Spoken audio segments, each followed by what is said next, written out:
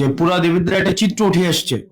এর মাঝখানে আমাদের সরাসরি যে আইন শৃঙ্খলার যে বিষয়গুলো রয়েছে, মাদকের যে সমস্যা, তারপর হচ্ছে কিশোর গ্যাং, তারপর হচ্ছে আমাদের এদিক থেকে আছে মাটি কাটা, ইফটিজিং, এই জায়গাগুলো নিয়ে কথা হয়েছে।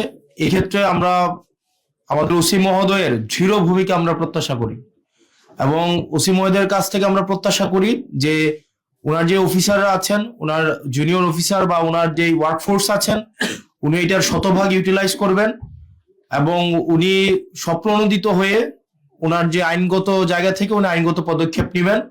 আর আরেকটা বিষয় যেটা কিশোর গ্যাং এবং ইফটিজিং, এটা প্রতিরোধের ক্ষেত্রে আমি আপনাদেরকে একটা বিষয় রিকোয়েস্ট করবো। কিছুক্ষণ আগে এটা নিয়ে কথা বলেছি, আপনারা শান্তি রোড এবং দেবিদ্বার যেই নিউ মার্কেট থেকে শুরু করে নিউ মার্কেটটা আপনারা সিসিটিভির আওতায় নিয়ে আসেন, তাইলে আমরা কিশোর গ্যাং এবং টিজিং প্রতিরোধে আমরা একটা দৃশ্যমান একটা পদক্ষেপ নিতে পারবো। হসপিটালের সামনে ফুটপাতে দোকান বসতে বলছিলাম, আমরা তাদেরকেও আমরা বলবো যে এখান থেকে শুরু করে একদম আপনার হসপিটাল পর্যন্ত আমরা কোনো ফুটপাতে আমরা দোকান বসতে দিব না।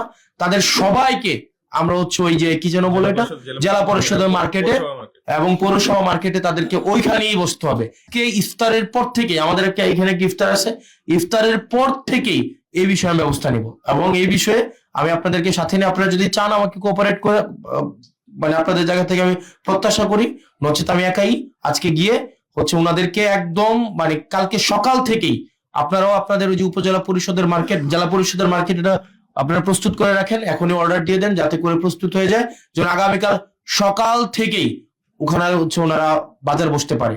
এখানে আপনারা প্রত্যেকটা প্রফেশনের মানুষ, আমরা কিন্তু এক একজনের প্রতিযোগী না, আমরা এক একজনের সহযোগী। আপনারা যারা জার্নালিস্ট আছেন, বিভিন্ন প্রফেশনালস আছেন, বিভিন্ন ইউনিয়নের চেয়ারম্যান আছেন, আপনাদের চেয়ারম্যানদেরকে অনুরোধ করবো আপনারা এই বিষয়গুলো নিয়ে আমরা পরে কথা বলবো সমন্বয় মিটিং এ।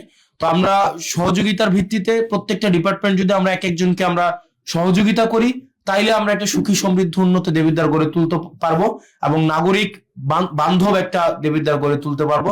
আমরা প্রত্যাশা করি যেন আজকের তুলনায় একটা ভালো দেবিদ্বার আমরা জনগণকে দিতে পারি। জনগণ আমাদেরকে বিনা পয়সায় ভোট দিছে, একটা পয়সা আমি খরচ করি নাই, একটা পয়সাও না। 100 টাকা টেম্প ইলেকশন করছে, আমি 100 টাকাও খরচ করি নাই।